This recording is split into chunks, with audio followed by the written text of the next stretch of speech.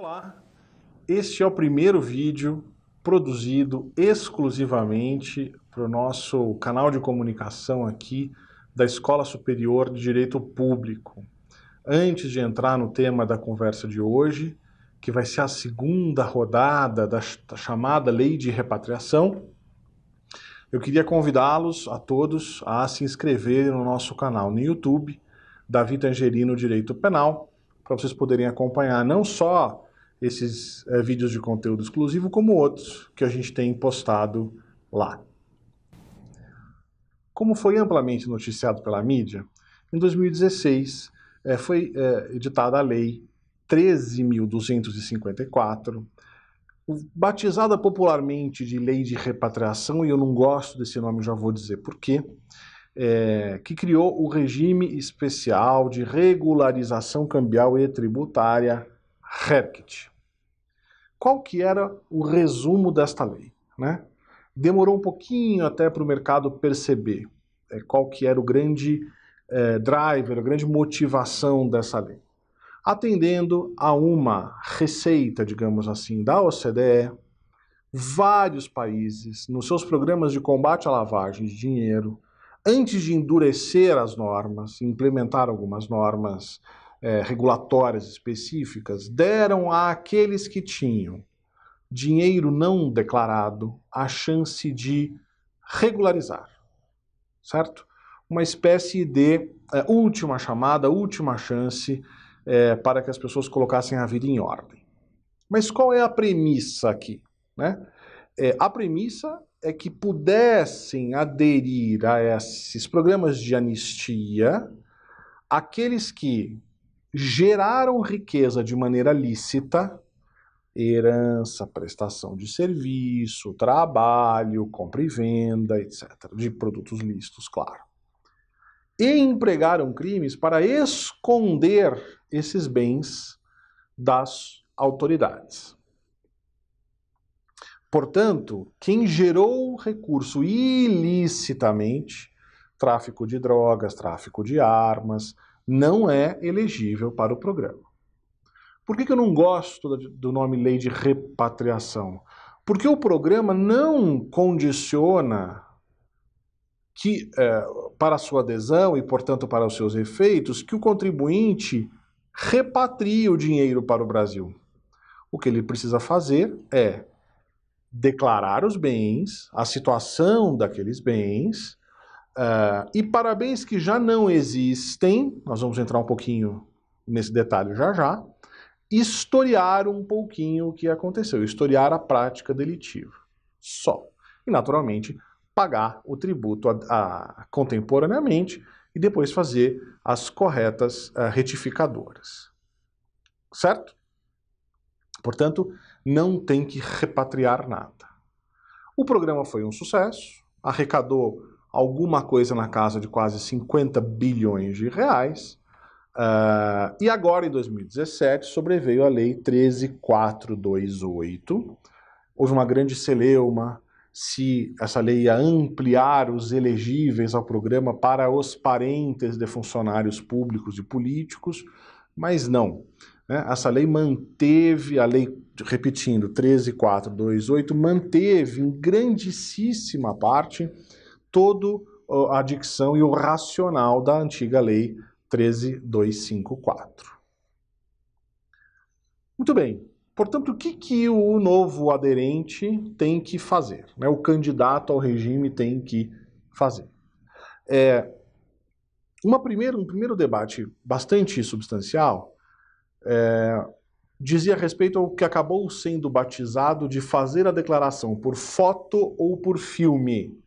Ou seja, o que o sujeito tinha em 31 de dezembro de 14, que na nova lei passa a ser 13 de janeiro, 30 de junho de 2016, eu tinha tanto naquele dia, declaro aquilo. Bacana. Mas começou a surgir a seguinte dúvida. E o patrimônio que já foi consumido anteriormente, como é que eu obtinha o perdão criminal, porque é disso que se trata essa lei, para aquele bem que eu não tenho mais, mas já tive. Vamos imaginar um exemplo bastante simples. Eu tive um apartamento 3, 4 anos atrás, não declarado às autoridades, por hipótese eu herdei, né? E há 3, 4 anos antecipei a legítima para os meus filhos. Eles têm condição de declarar a situação daquele imóvel em 30 de junho de 16. Eu não tenho mais o imóvel. Como eu obteria o perdão? E aqui começaram a chover teorias, né? A preponderante, e a Receita foi levando, por meio de suas perguntas e respostas, a esse caminho, volte no tempo, declare e pague. Poxa, Davi, então eu ia tributar 2 vezes eu, proprietário, então proprietário daquele apartamento, e os meus filhos depois. Sim, porque você teve e está obtendo perdão por aquilo que teve, e os seus filhos têm, estão obtendo perdão por aquilo que têm, imaginando que eles também nunca tenham declarado, evidentemente. Volta-se quanto tempo? Também choveram teorias, né? Voltam 5 anos, que é o tempo da prescrição tributária. Voltam-se 5 anos apenas para o crime tributário e, anteriormente a isso, só interessa o valor declarado nos respectivos dias 31 de dezembro dos anos anteriores, né? As teorias eram várias. Eu sempre interpretei que a maneira mais correta e mais segura era voltar tanto quanto fosse preciso para atingir a prescrição criminal. Que no caso da evasão de divisas, por exemplo, era de 12 anos, no caso da lavagem, de 16. Muito bem. Quais são os crimes, então, que geralmente essas pessoas cometeram?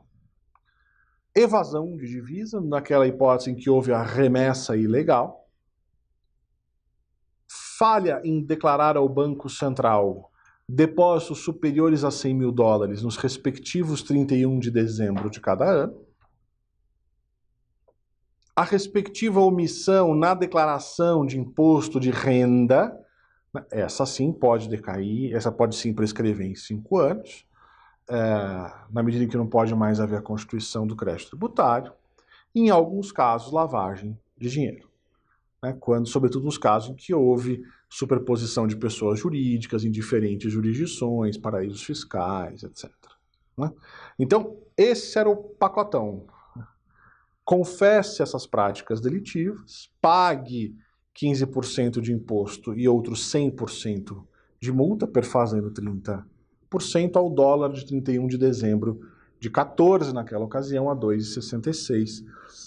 Esses valores e essas datas foram atualizadas, o câmbio piorou, o dólar ficou mais caro, portanto, e agora o valor final já não é mais 30%, porém 35%. Então a segunda edição da lei ficou mais salgada. De outro lado, nós temos uma maior tranquilidade, porque o primeiro programa funcionou bem, não houve caça às bruxas, a Receita tem tratado com muita discrição, com muita integridade, as informações que foram confiadas por meio do programa. O que muda? Faria 3 adendos que interessam para uma análise criminal. O artigo 5º, parágrafo 1º da lei, alterou a redação da extinção da punibilidade nos seguintes termos.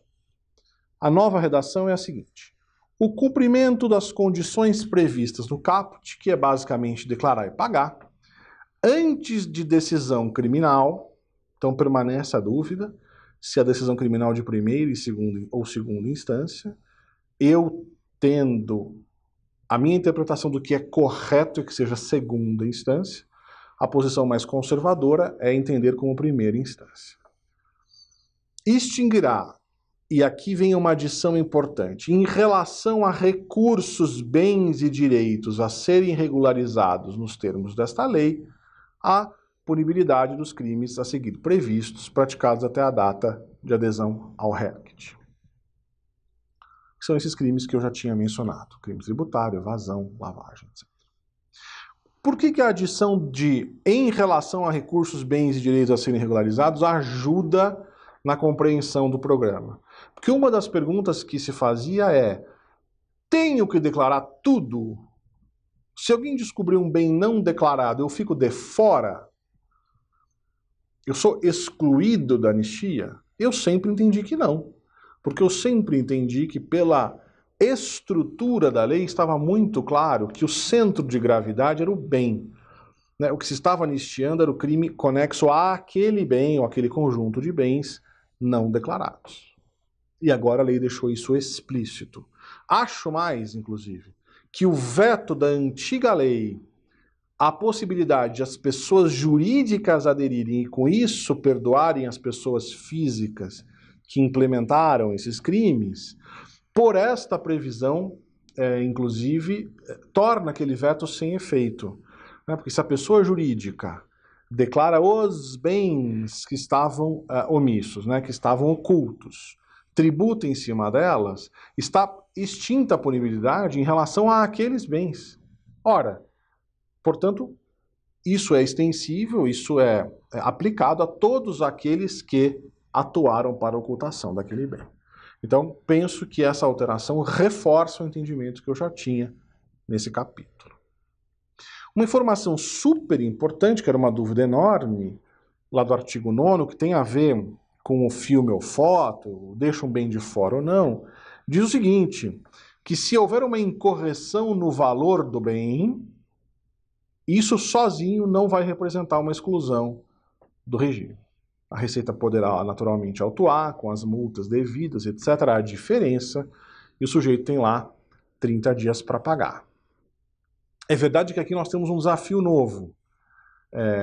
Se a extinção da punibilidade só ocorre com o pagamento em 30 dias, como compatibilizar isso com o velho debate sobre o direito a recorrer na esfera administrativa, que em última análise levou à súmula vinculante 24. Teremos um problema hermenêutico aqui a ser enfrentado com calma. E, claro, a notícia de que o programa servirá também como uma segunda chance para aqueles que aderiram ao primeiro e querem fazer alterações, complementações. Aconteceu bastante, relativamente bastante, de pessoas que deixaram para aderir no último momento, não tinham liquidez no Brasil e o contrato de câmbio não foi fechado contemporaneamente. Então, especificamente para essas pessoas que estavam numa situação muito ruim, ou seja, declararam para o fisco, emitiram a declaração, mas não conseguiram pagar os tributos. Surgiu uma janela de oportunidade bastante importante nesse sentido, que é a segunda fase da lei. Então, é uma lei, na minha opinião, cujo centro de gravidade é criminal, é uma lei de anistia penal, que foi implementada a partir de um racional tributário. Poderia ter sido um racional administrativo, uma multa. Mas, subjugado, implementada essa política criminal por meio de uma política tributária, com uma série de conveniências, sobretudo o império da legalidade estrita, então o programa, na sua inteireza, há de estar sujeito às características tributárias, de prescrição, de decadência, de legalidade estrita, etc. As alterações, como eu disse, são pontuais, mas reforçam aspectos importantes criminais. A régua, o racional, o critério de extinção de punibilidade, no meu sentido, ficou muito mais claro, e os riscos de ser excluído do programa e com isso perder o perdão criminal, que era uma outra discussão se perderia ou não, ficam muito mais garantidas, muito mais salvaguardadas pela nova redação. Naturalmente, nós não temos ainda uma jurisprudência robusta nesse assunto. Há decisões garantindo, sim, a adesão de parentes de funcionários públicos, na medida em que se entendeu que a extensão dessa vedação era muito ampla, abarcava situações muito injustas e que, portanto, deveriam ser revistas, mas ainda não são decisões de tribunais superiores que deem uma tranquilidade, que apontem uma tendência jurisprudencial. penso que esses sejam os pontos mais centrais, mais relevantes para o debate. Mais uma vez, cumprimento os alunos, seguidores, apoiadores da Escola Superior de Direito Público e espero poder revê-los aqui em breve com um novo tema penal.